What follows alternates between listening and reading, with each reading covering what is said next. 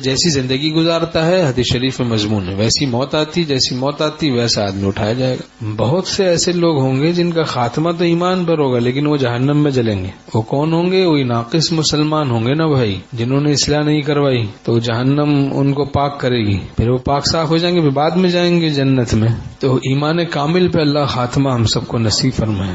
اب ذرا گیزر کا پانی ہی کھولے آدمی اور ٹھنڈا کھولنا بھول جائے اور ہاتھ ڈال دے تو ہاتھ جل جاتا ہے۔ ابھی تو بہت گرم بھی نہیں ہے، اس کو بھی برداشت نہیں کر پاتے ہم لوگ، 5 سیکنڈ بھی برداشت نہیں کر پاتے۔ جہنم یہ آگ برس ہا برس تک کیسے اس میں جلنے کو برداشت کر سکیں گے؟ تو ڈرنا چاہیے۔ ایمان کامل پر خاتمہ اللہ نصیب فرمائے۔ ایمان پر تو مریں گے وہ لوگ بھی، بہت سے ایسے لوگ ہوں گے جو جہنم میں پھر جلیں گے، ایمان پر خاتمہ بھی ہوگا پھر بھی جہنم میں جائیں گے، پھر عذاب سہنے کے بعد پھر جنت میں جائیں گے۔ تو اللہ ایمان کامل پہ خاتمہ نصیب فرمائے۔ ہمارے شیخ رحمۃ اللہ فرماتے تھے کہ جو لوگ دنیا میں تزکیہ کرا لیتے ہیں، پاک ہو جاتے ہیں، بھی جہنم ان کا تزکیہ نہیں کرے گی، اور جو لوگ دنیا میں تزکیہ نہیں کرائیں گے تو بھی جہنم ان کا تزکیہ کرے گی۔ جہنم کا تزکیہ پھر بڑا سخت ہوگا، وہ ایسے آسان نہیں ہوگا، وہ عذاب تو بڑا سخت ہے آخرت کا۔ اور جو عشق الہی کی آگ میں جل گیا دنیا میں تو آتش جہنم اس کو نہیں جلا سکے گی۔ جو اللہ کے عشق میں دنیا میں جل گیا،